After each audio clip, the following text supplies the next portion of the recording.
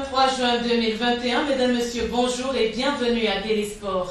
Au sommaire, Coton Sport face au défi algérien, le club de Garoua s'active dans la préparation en vue du match retour face à la JS Kabylie. L'équipe s'est entraînée hier au stade Omnisport de Yaoundé. Préparation axée sur une tactique hautement défensive-offensive.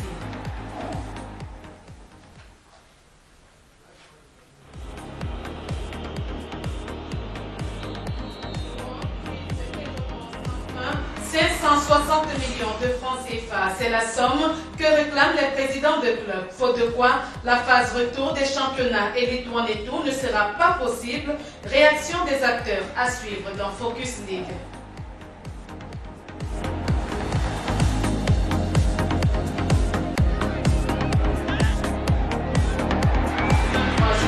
Une série d'activités commémoratives est organisée.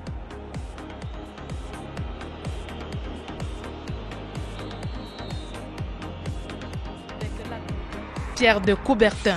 Voilà pour la une, la suite, c'est juste après ce message. Le coronavirus est une réalité. C'est un virus redoutable qui tue. Il se diffuse rapidement dans les lieux de grande concentration humaine et à travers les contacts rapprochés. Les rassemblements de plus de 50 personnes sont interdits.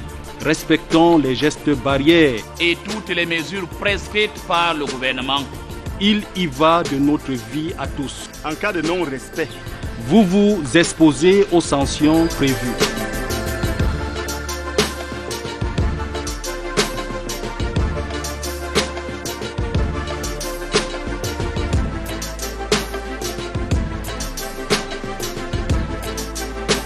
Ceci est un message du gouvernement du Cameroun.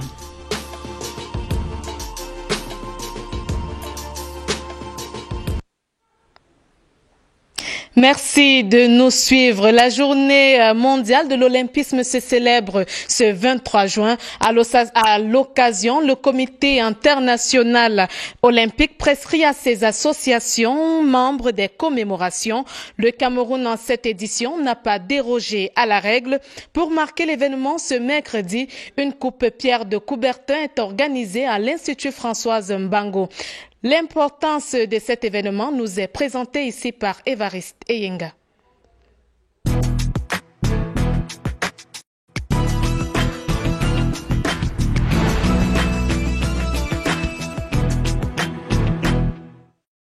C'est un jour de réflexion et de célébration pour les acteurs du sport, le 23 juin. Réflexion sur l'amitié, le respect et l'excellence, les trois valeurs olympiques véhiculées par le sport. Pour cette année, le comité national Pierre de Coubertin en a fait le rappel. Il a aussi regretté l'application relative de ces valeurs par plusieurs dirigeants sportifs au Cameroun. Selon l'instance, cela est cause de plusieurs conflits et de la malgouvernance.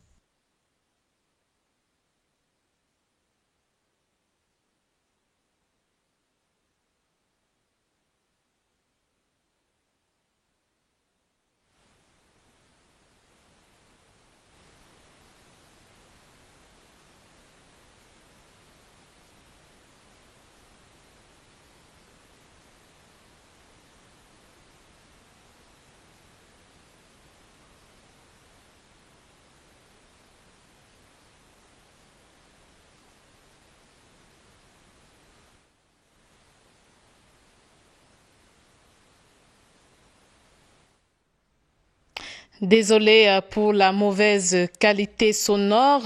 Nous y reviendrons avec Évariste Eyenga. Poursuivons avec cette journée olympique. Les athlètes en herbe ont été invités à être cohérents dans la poursuite de leurs objectifs et à pratiquer l'équité dans le sport. Le message découle de la table ronde qu'a organisée le comité national olympique Pierre de Coubertin pour le Cameroun hier. C'était en présence de certains hauts responsables. Voici les précisions de Daniel Ekonde.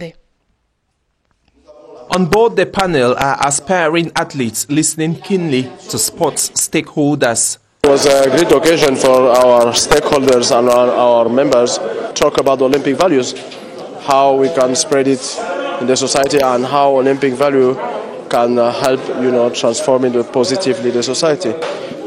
Two-time Olympic gold medalist in triple jump, Françoise Mbango says consistency in training helped her succeed in her career. An ethic, visionary founder of modern Olympic Games, Baron Pierre de Coubertin, who was just 1.62 meters, harped on during his heydays in Europe. It's very important now in our society to promote these values of excellence, friendship, respect, fair play, tolerance. Not only sports can help, achieving your goals, but even in day-to-day life, you need to achieve your goal, but you have to achieve them properly, and you need values that push you up, that push you to, accomplish, your duties normally. So I think in this today in our society there is lack of values, and people used to cheat a lot to achieve many things. Dozens of students at the François Mbango Institute had the lesson in their institution for the very first time. I'm really happy, and I thank the committee to accept to come to organize this event to our institute today. The excellence are really different with achievement, really, because some of the people used to confuse the achievement with the excellence. Excellence is something is under the achievement, so you have to work hard. Among the participants decorated for their contribution to sports growth is Nje Eno Ebai, head of sports at CRTV Radio. Les réflexions d'hier lors de cette table ronde étaient axées sur le thème du voyage au cœur de l'humanisme olympique. Sur son bien fondé, voici les précisions du président du Comité national olympique Pierre de Coubertin pour le Cameroun, Dr Evele Malekatour, réaction captée par Évariste Eyenga.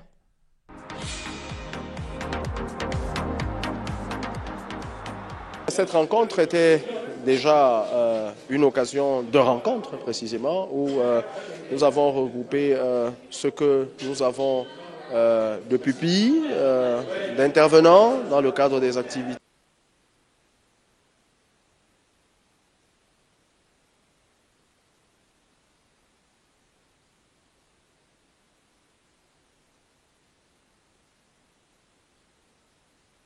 Nos excuses à nouveau. Parlons football à présent. La Coupe d'Afrique des Nations est dans les livres. L'ouvrage intitulé « Souvenirs de Cannes de 1986 à 2019 » sera dédicacé cet après-midi à Yaoundé. L'auteur Essewe Loé, Henri Brice, présente son travail. Il est au micro de James Ronjou.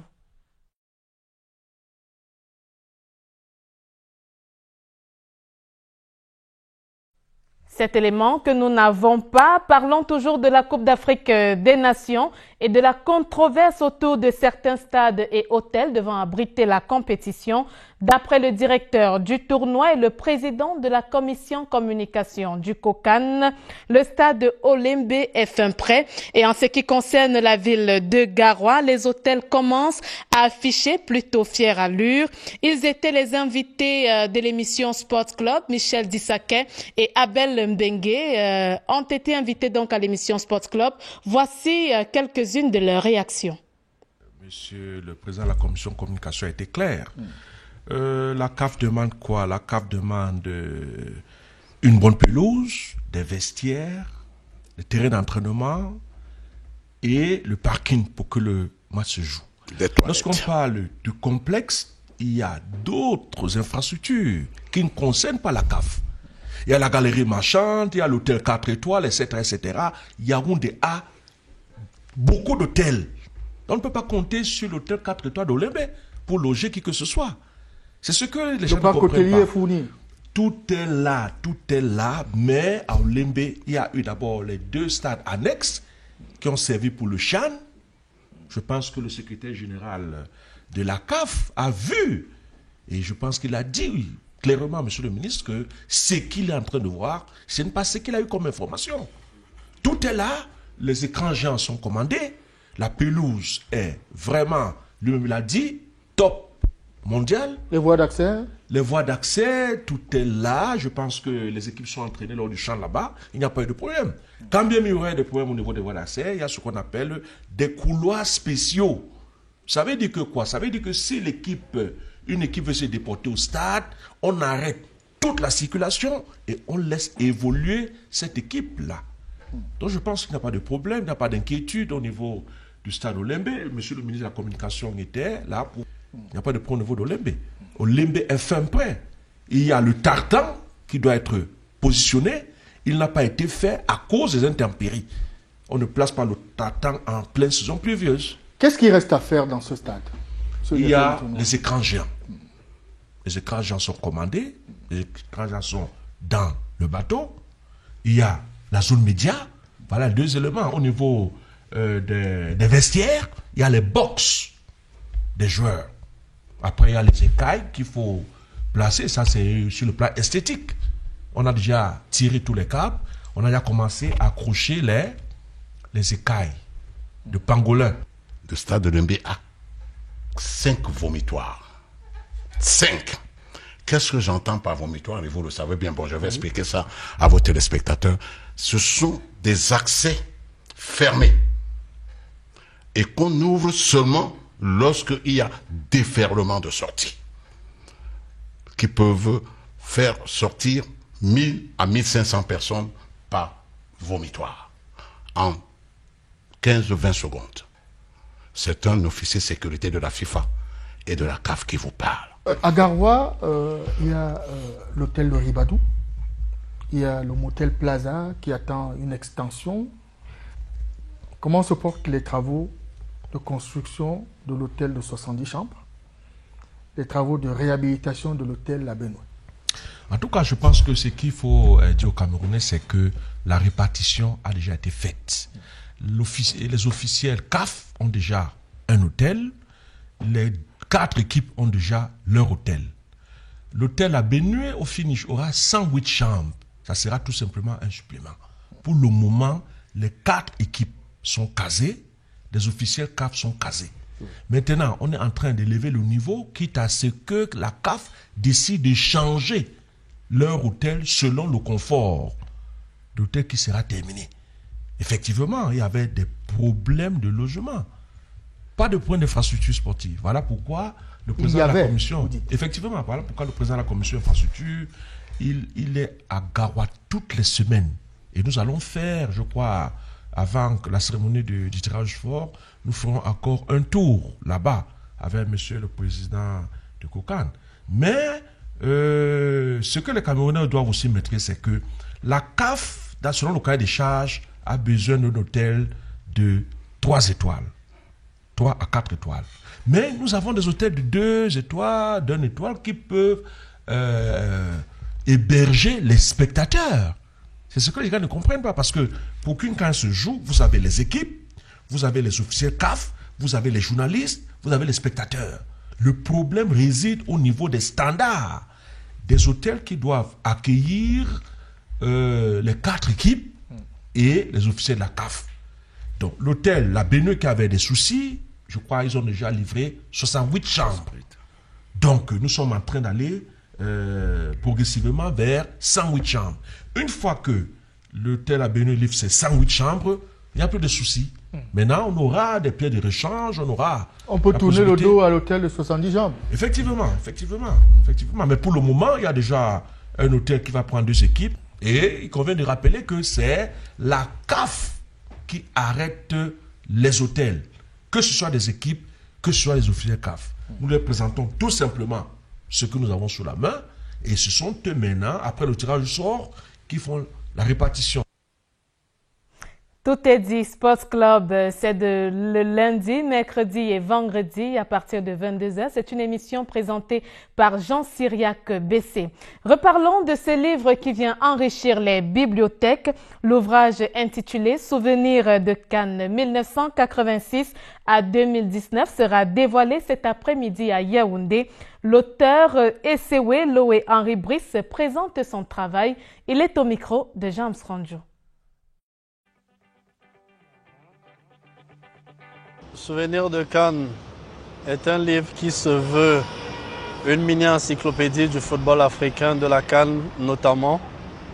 Et à l'intérieur de ce livre, vous retrouvez le déroulement des 18 dernières éditions de la CAN, c'est-à-dire de 1986 à 2019, avec des illustrations, des faits de jeu le classement final, le meilleur buteur et l'équipe type de chaque édition, les stades où la compétition s'est déroulée.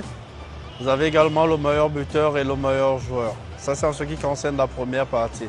La deuxième partie, quant à elle, fait, n'est-ce pas, rend un hommage aux cristaux de diamant, ce que nous avons appelé les cristaux de diamant africains, c'est-à-dire les joueurs qui nous ont marqués de par leurs attitudes sur le terrain. C'est ainsi que vous retrouvez 6 chapitres où nous avons évoqué les artificiers, les artistes, les derniers remparts au service du collectif, les éternels espoirs et autres.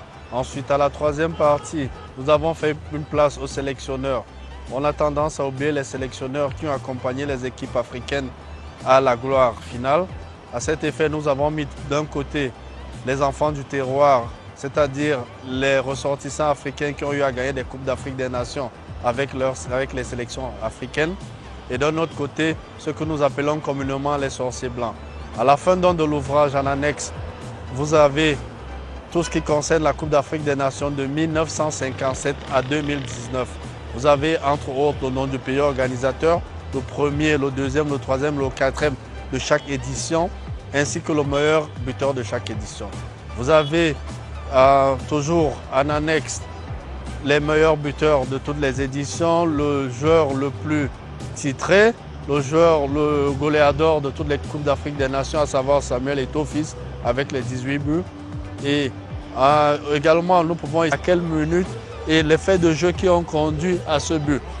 C'est une façon de vous faire vivre la Coupe d'Afrique des Nations comme si vous y étiez.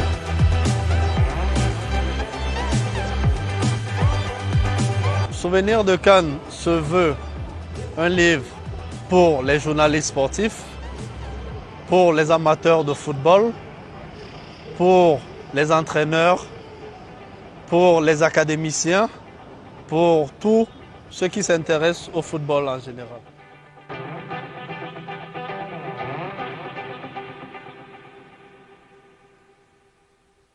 Et la dédicace ce soir. En attendant un potentiel livre sur la CAN Cameroun 2021, revenons sur la Coupe de la CAF. Coton Sport de Garoua prépare la rencontre retour à Alger face à la jeunesse sportive de Kabylie. Hier, en nocturne au stade Amadou Ahidjo, le représentant camerounais à cette compétition a eu une séance d'entraînement. Le travail en ce moment est axé sur une tactique hautement offensive. Côté administration du club, on s'engage en ce moment à chercher à faire toute la lumière sur le but refusé à Coton Sport lors du match aller. Roger Ziemafion a suivi la séance d'entraînement pour nous, son reportage.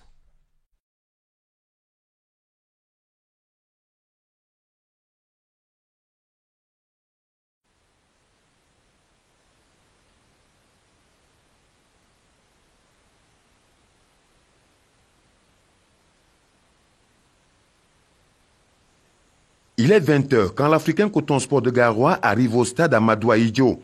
Et ce n'est pas un fruit du hasard. Leur retenue pour l'entraînement est la même que celle du match retour à Alger. C'est donc avec un moral pétri de confiance et de sérénité que le club de Garoua prépare la rencontre retour face à JS Kabylie dans la piété et l'effort. La très contestée avance d'un but concédé à Yaoundé reste une préoccupation particulière pour l'administration du club qui entend épuiser toutes les voies de recours prévues par la Confédération africaine de football pour que justice soit faite. Toutes les vidéos à notre disposition montrent clairement que sur une action à la 79e minute menée par l'attaquant de Coton, Souaibou Marou, le ballon a bel et bien franchi la ligne. Nous avons été, n'est-ce pas, très surpris et étonnés que l'arbitre central n'ait pas eu recours à la VAR. Il s'est contenté d'une causerie, n'est-ce pas, téléphonique à travers son oreillette. Nous voyons un peu partout, quand il y a une action litigieuse comme celle-là, l'arbitre se dirige vers la VAR pour s'assurer lui-même qu'il n'est pas, n'est-ce pas, en train de valider une injustice, ce qui n'a pas été fait. Et des informations à notre disposition font état de ce que même les assistants de la VAR depuis Paris ont cherché à le joindre pour le faire persuader que le ballon a bel et bien franchi la ligne, mais ils n'ont pas fléchi. De Coton Sport déjà ne va pas laisser cela passer comme ça parce que tout de suite après le match, le bureau exécutif s'est réuni avec l'encadrement technique. Nous avons fait l'autocritique du match. Nous avons essayé de voir où nous avons péché, qu'est-ce qu'il faut corriger avant le match retour. Et nous sommes arrivés à une conclusion qu'il faut saisir la CAF de manière officielle pour, n'est-ce pas, décrier cet état des choses, demander à ce que le règlement de la compétition soit interprété. Et s'il s'avère que le but est entré, nous avons demandé à la CAF de reconsidérer le but, que nous partons, n'est-ce pas, sur la base de 2 buts partout pour le premier match et nous allons entamer la deuxième partie. Ça, c'est un premier pan de notre réclamation à la CAF. Et le deuxième pan, c'est que nous ne comprenons pas qu'à l'aller ici, en Afrique centrale, que ce soit les arbitres nord-africains qui viennent arbitrer le match et au retour, ce sont des arbitres nord-africains. Nous avons demandé à la CAF de corriger cet état des choses. Si les nord-africains ont arbitré la phase aller, qu'ils mettent aussi les sud-africains pour la phase retour à Alger le 27 juin. Et des informations à notre disposition font état de ce que il y a eu des éléments peut-être dus, n'est-ce pas, d'autres de localisation. Nous n'avons pas pu contrôler un certain nombre de choses où vous vous rendez compte que et les arbitres et les supporters et le staff dirigeant de la GSK sont logés dans le même hôtel à Yaoundé chez nous. Ça, c'est des choses très difficiles. La nuit est souvent longue, on ne sait pas ce qui peut se passer. Côté joueurs et staff technique, l'heure est au travail, loin du triste souvenir de la rencontre aller. Nous sommes bien, je pense que vous avez vu le moral des joueurs. Tout le monde est préparé pour affronter cette équipe-là. Je pense qu'on a encore une bonne carte à jouer. Et il faut surtout réfléchir et ne pas faire n'importe quoi. Ce travail de préparation est axé sur l'offensive. Et c'est depuis les 30 mètres que la stratégie s'élabore avec un enracinement sur le milieu du terrain, question de créer le surnombre dans la surface de réparation adverse. Les actions de finition sont peaufinées par les attaquants. Les accélérations sur 60 mètres se multiplient pour automatiser l'offensive et la défensive en équipe compacte, socle du jeu des cotonculteurs pour le match retour à Alger. Je compte sur le collectif, donc je pense que un match comme celui-là ne se gagnera pas seul. Ça se gagne même pas à 11. C'est les 18 qui sont sur la feuille de match qui sont concernés. Parce qu'il y a 5 qui peuvent rentrer. Donc déjà, ce qu'on va leur demander, c'est ça. C'est-à-dire que ceux qui rentrent, ils font le boulot. Et les autres viennent finir. Je pense que c'est ça. C'est surtout jouer en équipe. En marge du groupe Soudé Coton Sport, une individualité se distingue. Lambert Guémé Aïna, 22 ans, meilleur buteur en championnat avec 9 réalisations, meilleur buteur avec 8 buts marqués en Coupe de la CAF, buts inscrits à toutes les étapes de la compétition. 2 buts en Coupe du Cameroun en un seul match joué. C'est donc avec optimisme que Lambert Guémé Aïna et ses coéquipiers préparent la rencontre retour. Nous sommes concentrés pour le match retour. Parce que je joue en Algérie le 27. On a eu à gagner des matchs beaucoup de matchs à l'extérieur. Bon, à l'extérieur comme à domicile, c'est la même chose. On va essayer de tout donner encore pour une fois. En somme, c'est un coton sport performant dans tous ses compartiments et dans un moral de vainqueur qui entend renverser la bafeur à Alger pour une qualification. Il ne nous reste plus qu'à leur souhaiter bon vent. Et pour ce match retour, l'équipe de Coton Sport de Garoua quitte le Cameroun vendredi prochain en direction de l'Algérie.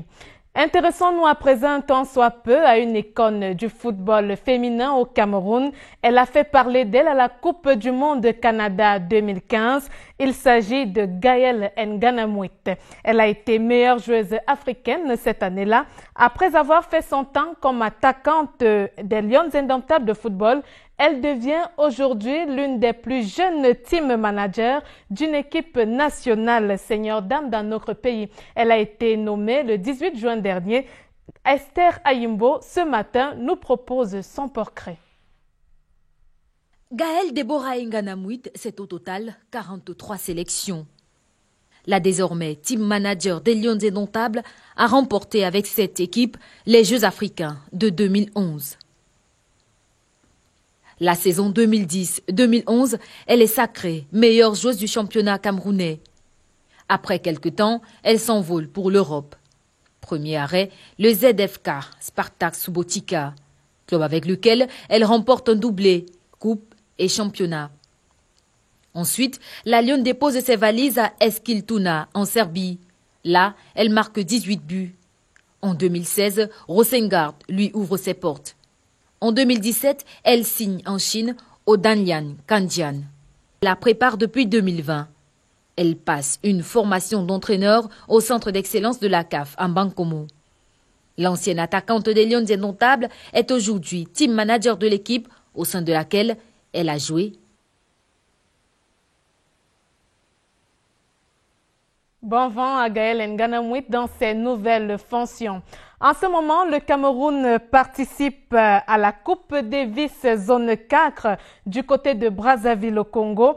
Pour leur première sortie, les Lions de la petite balle jaune ont pris le dessus sur le Sénégal et sont tombés face à la Côte d'Ivoire en match simple. Les rencontres ne sont pas aussi aisées pour les poulains de Victor Mienne qui devront venir à bout du Nigeria et du Gabon pour prendre la première place déjà occupée par la Côte d'Ivoire. Esther Ayimbo.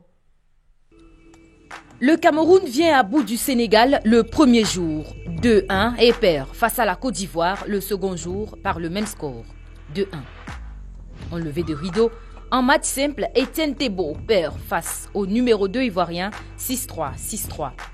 Par la suite, le leader de l'équipe nationale du Cameroun tombe face au monstre ivoirien Eliakim Koulibaly 6-1, 6-1. En match de double, le Cameroun prend le dessus sur la Côte d'Ivoire par 5-7, 7-6, 7-5. Pour le moment, les poulains de Victor Miene sont troisième au classement de cette poule, derrière la Côte d'Ivoire et le Sénégal. Il faudra, dès ce jour, gagner les 2 matchs restants face au Gabon et au Nigeria pour espérer être deuxième de la poule et se qualifier pour les demi-finales croisées. C'est-à-dire jouer contre le premier de l'autre poule. Les Lions de tennis devront gagner les 3 prochains matchs en commençant par le Gabon ce 23 juin 2021 pour être finalistes et avoir accès à la zone 3 de la Coupe Davis en cours au Congo. Reparlons football avec la Confédération africaine qui a publié récemment le calendrier de la saison Interclub 2020-2021. Celle-ci s'ouvre le 17 septembre prochain et la liste des pays autorisés à engager 2 clubs à la prochaine saison est également connue. Pour en parler, nous recevons sur ce plateau un consultant permanent. Il est analyste sportif. Son nom, c'est Emmanuel Bankolo. Bonjour. Bonjour à vous, bonjour à vos fidèles et nombreux téléspectateurs. Merci d'être là. Pour la saison 2020-2021 à la CAF, le Cameroun ne pourra pas être représenté par 2 clubs. Qu'est-ce qui n'a pas joué en notre faveur? Simplement, déjà d'abord le ranking, parce qu'il faut faire partie du top 12, et aussi que jusqu'ici, on a notre championnat qui n'est pas encore terminé. Or, les délais sont simplement ceux de la fin de mois. Maintenant, est-ce que même si on avait rempli le cahier de charge, est-ce que si on avait terminé avant le délai, le Cameroun aurait eu la possibilité simplement de retrouver 2 places au niveau de la Champions League? Je ne crois pas. Au-delà de ce fait, il faut savoir que la dernière sortie de la CAF, c'est que les clubs engagés pour les compétitions par leur fédération, si au sein de ces clubs, il y a un souci avec les arriérés de salaire de joueurs ou d'entraîneurs, que ce soit pour cette saison ou quelques saisons antérieures, le club ne sera pas retenu par la CAF. Ça nous ramène justement à ce qu'on avait eu cette sortie du SINAFOC, dirigé par Jérémy Sorel Njitap, qui avait fait savoir à la Fédération camerounaise de football et même à la Ligue professionnelle à l'époque qu'il était important de régler les salaires des joueurs ou encore les impayés des joueurs et même des encadreurs. Cela risquerait de rattraper simplement les clubs camerounais qui pourraient se voir désignés par la Fédération camerounaise de football comme représentants du football camerounais au niveau des compétitions de la CAF. Parmi les 12 nations choisies donc par la CAF, nous avons entre autres la RD Congo, la Tunisie, la Guinée, l'Angola, la Tanzanie, le Soudan, l'Afrique du Sud, pas le Cameroun. Qu'est-ce qui fait la force des nations qui ont été choisies? C'est d'abord le management, l'organisation en interne et maintenant le fait de la participation de leur club de manière récurrente au niveau des compétitions africaines. Si vous prenez le Simba de Tanzanie, vous avez vu jusqu'où ils sont allés, tout au moins pour la saison dernière. Vous avez les clubs soudanais qui partent des fois des tours préliminaires pour les tours de poule et vont en tour direct. Pourtant, les clubs camerounais sur les 5 dernières années, voire les 3, parfois, mode la poussière en tour préliminaire, ont du mal même à rentrer en poule. Donc, à partir de ce moment, on a un gap qu'on n'arrive pas simplement à remplir. On n'arrive pas à resserrer les lignes et c'est dangereux. Combien de fois vous avez des soucis dans l'administration de notre football? C'est tous ces éléments-là qui jouent. Si administrativement vous n'êtes pas bon, sportivement, il n'est pas possible que vous soyez bon. La preuve, c'est qu'aujourd'hui, quelques atermoiements et quelques éléments de mismanagement de notre fédération poussent à ce que on n'ait pas la saison qui soit terminée. Et donc, du coup, ça pourrait avoir une conséquence, même pour la saison 21-22. On pourrait encore avoir la conséquence de ce que pour la saison 2021, on n'ait pas terminé le championnat. Emmanuel Bankolo, en plus de la liste des 12 nations autorisées à s'engager avec 2 clubs dans les compétitions CAF, la CAF a également érigé de nouvelles règles, notamment sur le nombre de joueurs et le nombre de remplaçants. Oui, il était important de revoir un peu, quand on voit dans quelle ambiance nous sommes sur le plan sanitaire, il était important pour la CAF de mettre en place de nouvelles règles. Mais aussi, comme elle aime à s'appeler aujourd'hui, la nouvelle CAF veut marquer d'une pierre blanche quand même son arrivée et veut pouvoir simplement implémenter sa marque. Donc aujourd'hui, il va falloir s'arrimer encore. Est-ce que le Cameroun, jusqu'ici, aura la possibilité et même la qualité, je voulais dire la capacité de pouvoir s'arrimer à tout cela? Là reste un point d'interrogation. Vous voyez que nous sommes encore sur les éléments primaires, ceux de savoir qui sont ceux qui pourraient être les représentants du Cameroun dans cette compétition-là. On peut aller trouver un souci. La saison dernière, pour qu'on ait plus d'Abiudi et Coton Sport, il a bien fallu que le président de la Ligue de football professionnel, bien que tenant par devant lui cette sanction du 15 janvier 2021, aille jusqu'à permettre ou alors à valider le championnat du CTT. Alors, si aujourd'hui, on s'arrête là et qu'il faille revenir au fait que ce soit les représentants de la saison précédente qui soient les mêmes, il y aura justement encore un problème de validation de la saison. Est-ce qu'on ne va pas revenir vers ce qu'on aura eu comme scénario la saison dernière? Là reste la question. Mais je crois que pour le bien fondé du football camerounais, il faudrait, sous l'arbitrage du gouvernement de la République via le ministère des Sports, il faudrait encore ramener les uns et les autres à la table et que dès la désignation des représentants, qu'on n'ait pas le moindre couac. Emmanuel, les faits sont là. Le premier tour préliminaire, la première manche, c'est du 10 au 12 septembre prochain. Vous avez évoqué les problèmes au niveau du Cameroun avec ce championnat qui tarde également à reprendre. À quoi nous en tenir? Ben, je vois que vous vous êtes arrimé directement parce que vous vous êtes mis au niveau sur la même longueur d'onde que ces pays où les championnats sont parvenus à leur terme. Nous, avant de penser à reprendre, il faudrait d'abord se rappeler qu'on n'a même pas pu finir. Et là, c'est un gros problème. Maintenant, septembre, est-ce que les clubs camerounais seront prêts? Est-ce qu'ils auront eu le temps de faire le break? Est-ce qu'ils auront eu le temps de se préparer? On va retomber encore dans les mêmes travers. Et c'est en cela qu'on se dit quand même que c'est impressionnant d'être ce monsieur-là en forêt qui se retrouve face au même arbre 6-7 fois et qui, lui, finalement, retient comme chemin le chemin qui mène au même arbre. Emmanuel, en tant qu'analyste sportif, quelles sont les pistes de solutions que vous pouvez proposer? Premier élément, ça pourrait paraître dur, mais je crois que pour un peu en finir, il faudrait qu'au niveau du ministère des Sports, dans la défense du budget pour la saison prochaine, il faudrait qu'il y ait une défense d'un seul élément, c'est l'arrêt total de cet appui du gouvernement envers les clubs. Parce que cet appui est un des éléments qui empêche au football camerounais d'avancer. posez-vous la question, comment on fait dans les années 60, 70, 80 et même début des années 90 pour avoir un championnat qui aguiche, un championnat où il y a des recettes de stade conséquentes, et que dans les années 2000, 2010 et autres, avant la Covid, qu'on ait des stades totalement vides, qu'on n'arrive pas à guicher. Pourtant, c'est dans cette période-là qu'on a tout ce qu'il faut pour pouvoir accompagner les clubs en termes d'annonceurs, de sponsors.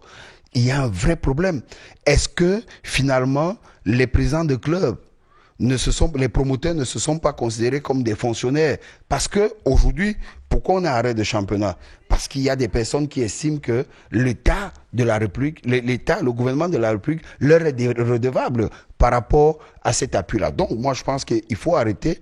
Et maintenant, le revers du fait de ce qu'on arrête, ce serait peut-être que le gouvernement via le ministère des Sports prenne celui de mettre des prize money pour la Coupe du Cameroun, pour le championnat. Imaginez-vous, je sors par là, qu'on ait un champion du Cameroun dont on fasse dire que c'est 50 millions si vous êtes champion du Cameroun, ou pourquoi pas 100 millions, et que si vous êtes le vice, vous avez 75, le troisième 50, et qu'on descende comme ça jusqu'au 10e, je puis vous dire que ça va créer un certain engouement et ça va être important. Donc moi je crois qu'il y a beaucoup de pistes de réflexion pour pouvoir aider simplement le football camerounais dans ses lendemains. Emmanuel Bankolo, analyste sportif, merci pour toutes ces précisions. Certainement, on vous retrouvera dans nos émissions spécialisées de débats sportifs pour que vous nous éclairiez davantage.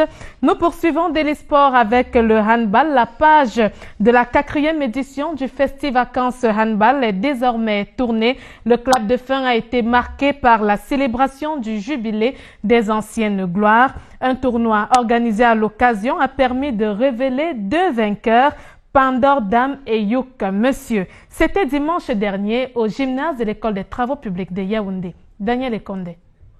For 2 days, veteran, amateur and semi-professional teams locked themselves in the gymnasium of the National Advanced School of Public Works for a handball festival. Dubbed Festi Handball, the 4th edition of the tourney took place between Saturday, June 19 and Sunday, June 20.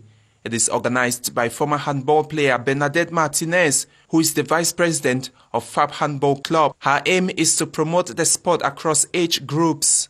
Quant à ma petite sœur Martinez Ben, quand elle m'a proposé de faire le jubilé avec la grande sœur Elisabeth, je n'ai pas hésité. Mais tout ce que je lui ai demandé, c'est de donner un peu du temps pour qu'on ait aussi à se préparer. Parce que c'est quand même notre jubilé. Elle nous a dit qu'elle mettait tout, mais il faut qu'on lui prête main forte. Le handball m'a donné beaucoup de joie et beaucoup d'émotions et beaucoup de tristesse aussi parce que j'aime pas perdre. Et quand on perd comme l'autre jour, c'était comme à la canne, c'était comme si c'était un deuil pour moi. Bon, c'est comme ça le sport. Il y a tout dans le sport, l'émotion, la joie. Finals in the various categories were played on Sunday with notable winners Tekase and Pandore. The Jamboree also attracted government stakeholders. Nous sommes très heureux de prendre part à ce festival de handball qui est, comme le nom l'indique, une fête du handball. Nous avons voulu y prendre part en compagnie de tous les amis, tous les camarades anciens handballeurs, les grandes vedettes. Et je crois que nous avons fait une performance qui n'est pas négligeable, qui mérite d'être encouragée. Et surtout, félicitons les organisateurs et tous les autres participants. Last year's edition didn't take place because of COVID-19. Handball toujours. Après la CAN, cap à présent sur les championnats du monde de la discipline prévus en décembre prochain en Espagne. Les perles angolaises seront accompagnées à ce grand rendez-vous planétaire du Cameroun, du Congo et de la Tunisie. 4 pays qui connaissent bien cette compétition. Edith Virginie Mbok. Les champions d'Afrique angolaises sont de loin les plus habitués à ce rendez-vous planétaire du handball féminin. Record africain des participations, soit 15 au total, les perles détiennent également la meilleure performance africaine de l'épreuve, une 7e place acquise en 2007 en France. La sélection la plus titrée, qui n'a manqué aucune édition depuis la première participation en 1990, sera une fois encore l'ambassadeur africain le plus en vue et même le plus respecté. D'abord à cause de sa grande expérience, mais aussi et surtout pour avoir dompté tous ses compagnons de route lors de la dernière édition de la Coupe d'Afrique des Nations.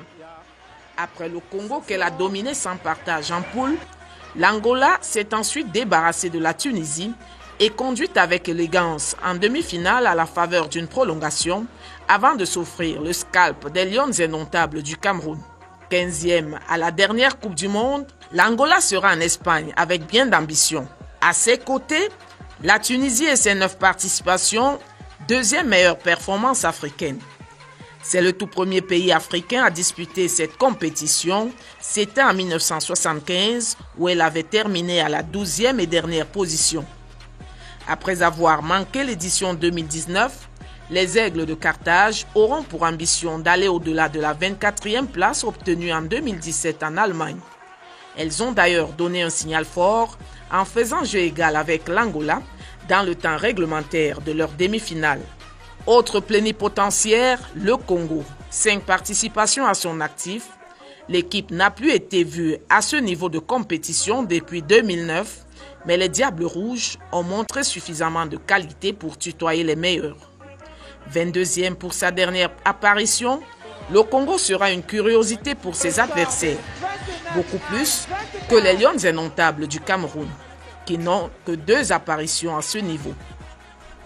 Après 2005 où elles ont été adoubées, les Camerounaises ont connu une longue traversée du désert pour refaire surface en 2017 en Allemagne et arracher une 20e place de haute lutte après une défaite devant l'Angola. 2021 sera une autre expérience pour elles, une expérience qu'elles veulent plus heureuse pour s'offrir enfin la reconnaissance mondiale tant recherchée.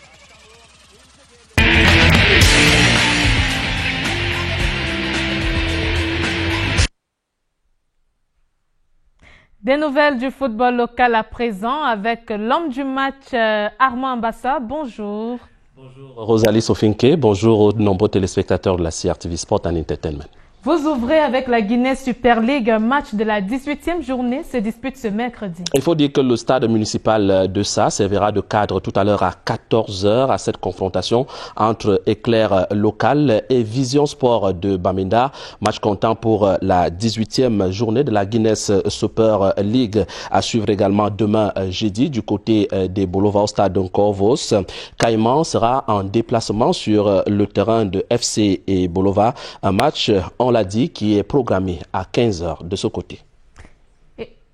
Et puis, toujours en football féminin, Awa FC est désormais leader de la Guinée Super League avec 42 points. C'est grâce à Brenda Tabé qui devient co-meilleure buteuse. Tout à fait, vous avez raison, Rosalie, étant donné que Brenda Tabé et tantôt Melvis sont donc les 2 buteuses de cette rencontre. Brenda Tabé a réalisé le doublé et l'autre but inscrit par la joueuse tantôt Melvis. Et ces 2 joueuses-là permettent donc à Awa de s'imposer sur le score de 3-0. Et vous l'avez tantôt signifié tout à l'heure, Brenda Tabé totalise actuellement 13 réalisations. Vous allez la voir tout à l'heure en image, cette joueuse qui compte donc 13 buts.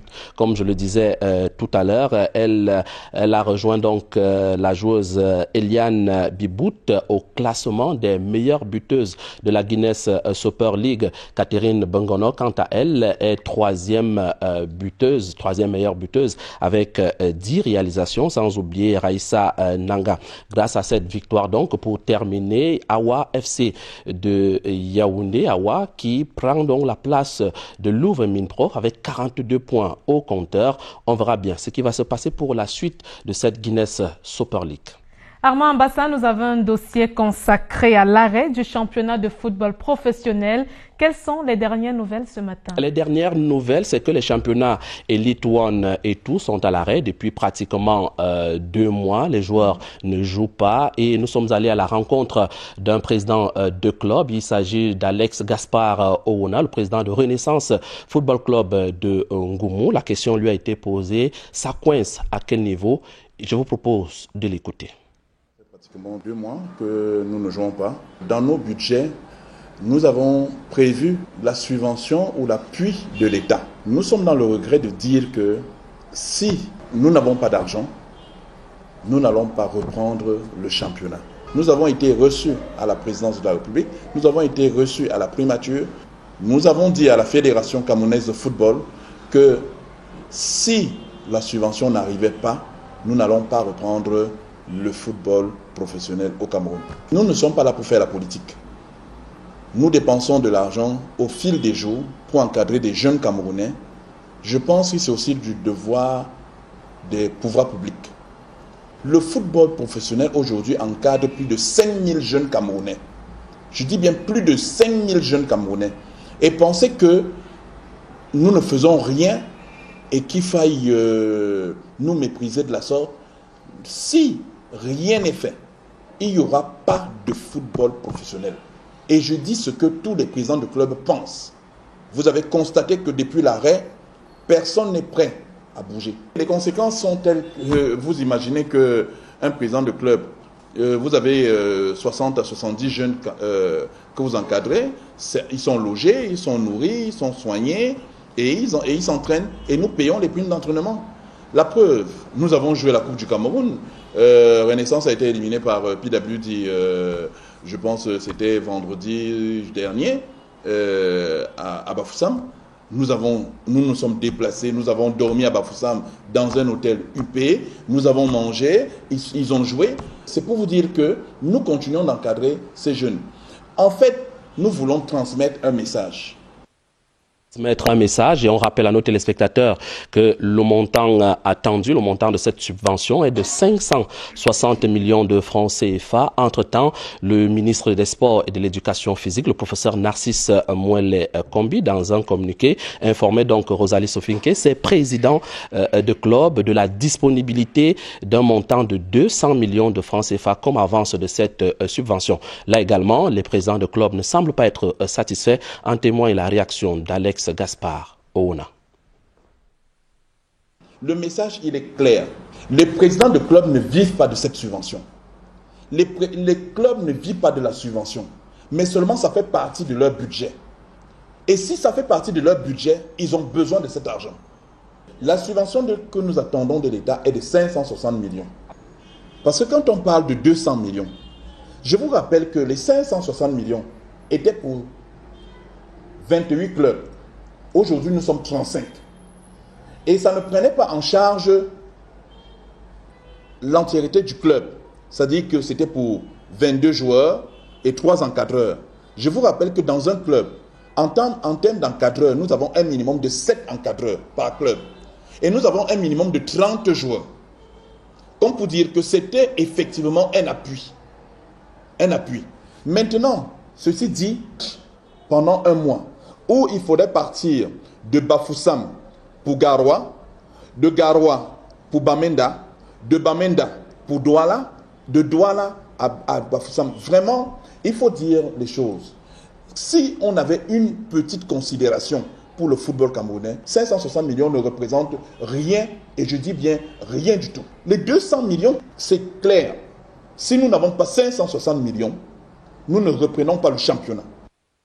Alex Gaspard Ouna. Nous sommes allés également du côté de la Fédération camerounaise de football pour en savoir un peu plus à quand la programmation de la phase retour, des matchs de la phase retour. La question posée au chef du département de la communication, Parfait Siki Ouna. Pour lui, la balle est dans le camp des présidents de club. Pour la reprise du championnat Elite 1 et tout, je crois que ça dépend en grande partie des clubs. Parce que c'est à cause des clubs que le championnat s'est arrêté et donc ce n'est que par les clubs qui peuvent recommencer. On a toujours dit que la fédération était tout à fait disposée à la programmation des matchs du championnat Elite 1 et Elite 2. Mais elle est solidaire de la démarche des clubs. Vous savez que ces clubs-là sont en attente d'une subvention qui n'est pas encore arrivée et donc on comprend parfaitement que faute de cette subvention, les clubs ne peuvent pas commencer à jouer. Après avoir donc suivi tous ces acteurs, Armand Bassa, dites-nous quelles peuvent être les conséquences de cette de ces arrêts ou alors de cet arrêt de championnat en Elite One et 2? Les conséquences sont multiples, il faut le dire, pour l'arrêt de ce championnat. On l'a dit depuis 2 mois. Et pour en savoir un peu plus, Merlin Kamla est allé à la rencontre non seulement des joueurs, mais aussi des responsables des clubs. Je vous propose ce reportage de Merlin Kamla. Plus de 5 semaines après la fin de la phase allée du championnat national, footballeurs et spectateurs n'ont pas toujours repris le chemin des stades pour la phase retour. La cause, le manque de liquidité. Les présidents des clubs évoquent la sécheresse financière accentuée par la pandémie du Covid-19 qui a complètement coupé la source de la billetterie. La FECAFOOT, organisateur du championnat cette saison, après une rude bataille contre la Ligue de football professionnel du Cameroun, dit n'avoir plus assez d'argent sur les 350 millions reçus du ministère des Sports en début de saison. Un récent communiqué du professeur Narcisse Moualek-Kombi renseignait que 200 millions supplémentaires ont été mis à la disposition de la FECAFOOT pour poursuivre le championnat. Mais jusqu'à ce jour, seule la Guinée Super League se poursuit. Du point de vue sportif, ce sera difficile pour les joueurs de reprendre le rythme. Ça a également de fortes conséquences économiques parce que plein de clubs ne savent pas s'ils doivent envoyer leurs joueurs en congé technique ou alors s'ils doivent continuer à les prendre en charge. On connaît les difficultés financières auxquelles font face aujourd'hui les clubs. C'est difficile de pouvoir maintenir des joueurs à l'entraînement pendant 3 mois et que ces joueurs-là ne participent pas à une compétition. Et la CAF a donné jusqu'au 30 juin à toutes les associations membres pour dévoiler leurs représentants en compétition interclub. Il y a quelques années, lorsque Dinsport de la Ligue qui gagne la Coupe du Cameroun, le club ne participe malheureusement pas à la Coupe de la Confédération africaine telle que prévue parce que justement cette finale s'était jouée après le deadline défini par la CAF pour désigner les représentants des différents pays africains aux compétitions africaines. Que le championnat ne puisse pas reprendre aujourd'hui, qu'il soit arrêté aussi longtemps, on court le risque de ne pas pouvoir délivrer nos représentants en compétition africaine à temps. Les primes de match et d'entraînement sont les principales sources quotidiennes de revenus pour joueurs et encadreurs. Poussés vers un congé technique, les acteurs broient du noir. Un climat qui ne facilite pas l'arrivée des sponsors. Que le championnat soit bloqué, cela contribue à entretenir le climat d'incertitude, le climat de méfiance qui est créé vis-à-vis des investisseurs, vis-à-vis des potentiels sponsors. Le défi était justement de réussir à organiser le championnat pour pouvoir créer cette sérénité auprès des potentiels investisseurs, auprès des potentiels sponsors, pour que éventuellement l'année prochaine ou dans 2 ans, on puisse justement diversifier les sources de revenus et pouvoir logiquement arrêter la subvention de l'État. Lancé malgré d'énormes difficultés, le championnat national, réparti en 2 groupes dans le but de rattraper le calendrier international, semble être loin de tenir ses promesses. Voilà, semble être loin de tenir les promesses. Merci à vous, Merlin Kamla. Voilà, nous sommes arrivés au terme oui, Armand Mbassa, merci pour toutes ces informations. Certainement, demain, nous allons suivre le DTN sur cette affaire. Avec le directeur sportif du Canon sportif de Yaoundé et même le directeur technique national, Serge Noir. À ne pas manquer demain. Mesdames, messieurs, très rapidement, nous allons vous donner quelques informations à l'étranger. Les nouvelles sportives de ce côté sont dominées par l'Euro 2020. Ce soir, la France et le Portugal jouent. Des nouvelles et bien d'autres à suivre dans la page Diaspora. À tout de suite.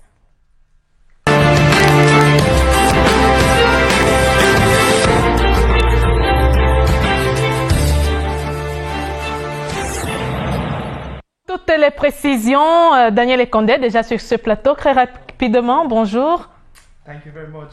Vous ouvrez avec l'Euro 2020, l'Angleterre est qualifiée, l'Écosse est disqualifiée. Yes, absolutely. The hit at the Euros is getting on and on as England booked their place for the last 16 of the Euros by defeating Czech Republic. That's 1-0 on Tuesday. Manchester City striker Raheem Sterling getting the win on 12 minutes as England held on to the victory to a top Group D with 7 points. And away from that, joy for England, but sadness for their neighbours Scotland, who were beaten 3-1 by Croatia. Inter Milan's Ivan Perisic, and Real Madrid striker, that's a star, Luka Modric, rattled the net in that thriller.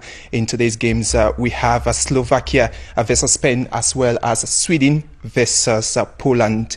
In Group E matches, the Group E games come up at 5 p.m. Then at 8 p.m. we'll have Group F games. That's Germany versus Hungary. Then we have France versus Portugal. So France versus Portugal is a repeat of the 2016 final, wherein the Portuguese won the French. That's 1-0. But this time around, Portugal are looking for qualification for the last 16, while France are topping Group F. And Portugal, they have got to win this game if they have to keep their hopes alive. Let's have the stakes of the match in this report. After doing battle on the biggest continental stage of them all, reigning European champions Portugal renew hostilities with 2016 runners-up France for their final game of the Euro 2020 Group F on Wednesday. Les Bleus remain at the top of the rankings despite being held to a 1-1 draw by Hungary on match day 2, while Portugal currently find themselves outside of the top 2 after a thrilling 4-2 defeat to Germany. 4 days after a record-breaking performance saw him become the highest goal scorer in European Championship history, Cristiano Ronaldo was up to his usual tricks with another goal and assist against Germany. But the 5-time Ballon d'Or winner had little to cheer come the final whistle on Saturday as the Germans won 4-2. As was the case in 2016, the reigning European champions now find themselves fighting to make one of the top 2 spots before the final match in the Group of Death. And if results do not go their way, coach Fernando Santos will have to hold on the hope that his side can progress as third-placed outfits. It is worth remembering that Portugal failed to win any of their group matches en route to the Euro 2016 glory. On France's part, Kylian Mbappe, Karim Benzema and Antoine Griezmann were all guilty of some wasteful finishing on the day, but the latter would rescue a point for Les Bleus with a 66-minute equalizer, although that 1-1 draw felt much more like a win for Hungary and their stadium full of jubilant supporters. France remain at the top of Group F and will progress in the first place with a victory this Wednesday.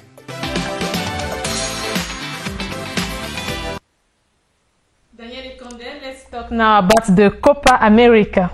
Yes, before we get into that, Rosalie Sofinke, quickly, the situation in the Euros is now getting clearer because we have 8 teams, including Spain, Croatia, and Belgium, that have confirmed their place in the round of 16.